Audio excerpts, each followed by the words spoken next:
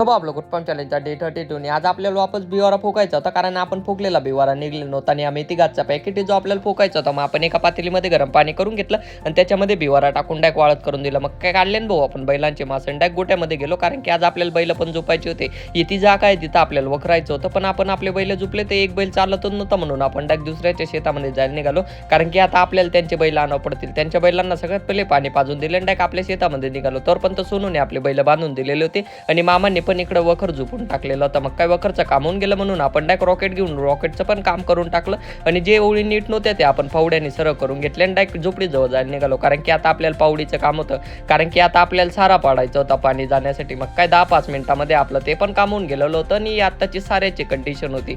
मग काय आपण आपलं राहिलेलं काम पूर्ण करून घेतलं आणि आत्ताची त्या शेताची कंडिशन. मग काय आपण फावडा आणि पावडी घेऊन डायरेक्ट भाऊ आपल्या झोपडीकडे आलो आणि सगळ्यात पहिले तोंडात पाय धुवून घेतले आणि डायरेक्ट घराकडे निघालो. ब्लॉग आवडला असेल तर नक्की लाईक करा. आता भेटू नेक्स्ट